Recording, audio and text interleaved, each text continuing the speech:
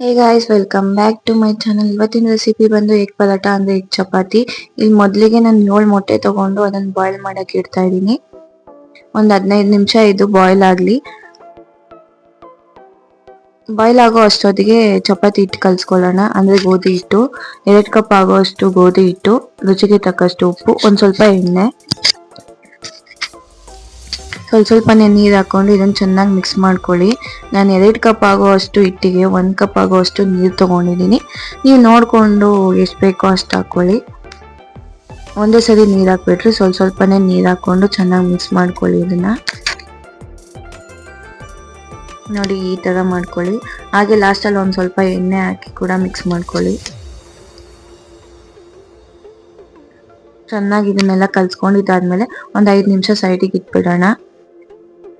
ಈಗ egg boil ಆಗಿದೆ, ಇದ್ರದ್ದು ಸಿಪ್ಪೆ ಎಲ್ಲ ತೆಕ್ಕೊಳ್ಳೋಣ.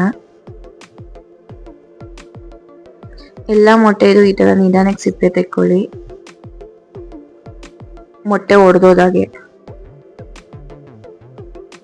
ನೋಡಿ ಎಲ್ಲ ಸಿಪ್ಪೆ ತೆಕ್ಕೊಂಡಿದ್ದೀನಿ. ಹಾಗೆ ಇದನ್ನ ನಾವು ಕೊಬ್ಬರಿ ತುರಿತೀವಲ್ವಾ, ಅದರಲ್ಲಿ ತುರ್ಕೊಳ್ಳೋಣ. ಮಿಕ್ಸಿಗೆ ಹಾಕಕ್ ಹೋಗ್ಬೇಡ್ರಿ, ಜಾಸ್ತಿ ನುಣ್ಣಗಾಗ್ಬಿಡುತ್ತೆ, ಚೆನ್ನಾಗಿರಲ್ಲ. ಈ ತರ ಜಸ್ಟ್ ಮೇಲ್ಮೇಲೆ ತುರ್ಕೊಳ್ಳಿ. ನೋಡಿ ಹೀಗಾಗಿದೆ.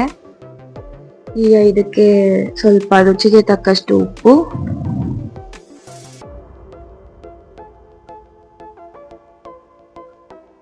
1 ಟೇಬಲ್ ಸ್ಪೂನ್ ಖಾರ, ಚಿಲ್ಲಿ ಪೌಡರ್,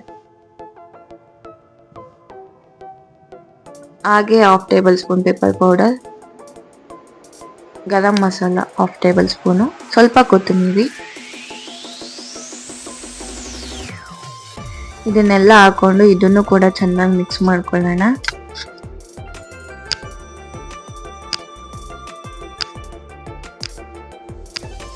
ಆಗ್ಲೇ ಕಲಸಿಟ್ಕೊಂಡಿರೋ ಹಿಟ್ಟನ್ನು ತಗೊಂಡು ಈ ತರ ಚಿಕ್ಕದಾಗಿ ಉಂಡೆ ಮಾಡ್ಕೊಳ್ಳಿ.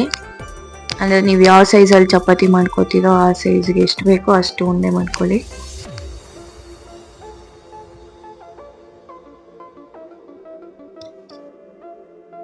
ರೌಂಡ್ ಆಗಿ ಉಂಡೆ ಮಾಡ್ಕೊಂಡಿದ್ದಾಗಿದೆ. ಬನ್ನಿ ಇದನ್ನ ಈಗ ತಿಕ್ಕೊಳ್ಳೋಣ. ನಾರ್ಮಲಾಗಿ ನಾವು ಚಪಾತಿ ಹೇಗೆ ಮಾಡ್ತೀವೋ ಆಗ ರೌಂಡಾಗಿ ತಿಕ್ಕೊಳ್ಳಿ. ಆಗಲೇ ಮಾಡ್ಕೊಂಡಿರೋ ಮಸಾಲೆನ ಇದಕ್ಕೆ ಆ್ಯಡ್ ಮಾಡ್ಕೊಳ್ಳೋಣ. ಆ್ಯಡ್ ಮಾಡ್ಕೊಂಡ್ಮೇಲೆ ಇದನ್ನು ರೌಂಡಾಗಿ ಈ ಥರ ಮಾಡ್ಕೊಳ್ಳಿ. ಹೀಗೆ ಹಾಗೆ ಒಂದು ಚೂರು ಹಿಟ್ಟು ಕಲಿಸ್ಕೊಂಡು ಮತ್ತೆ ಇನ್ನೊಂದು ಸತಿ ಹಾಗೆ ರೌಂಡಾಗಿ ತಿಕ್ಕೊಳ್ಳಿ.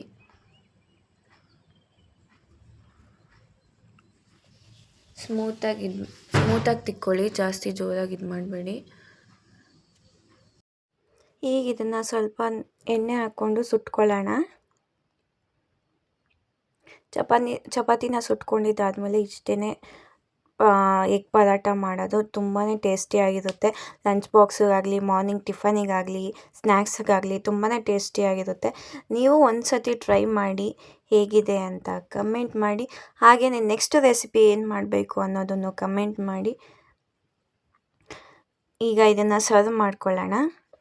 ನೋಡಿ ಇಷ್ಟೇ, ಸಾಸಿಗೆ ತುಂಬಾ ಚೆನ್ನಾಗಿರುತ್ತೆ. ನೀವು ಟ್ರೈ ಮಾಡಿ, ಕಮೆಂಟ್ ಮಾಡಿ. Thank you so much.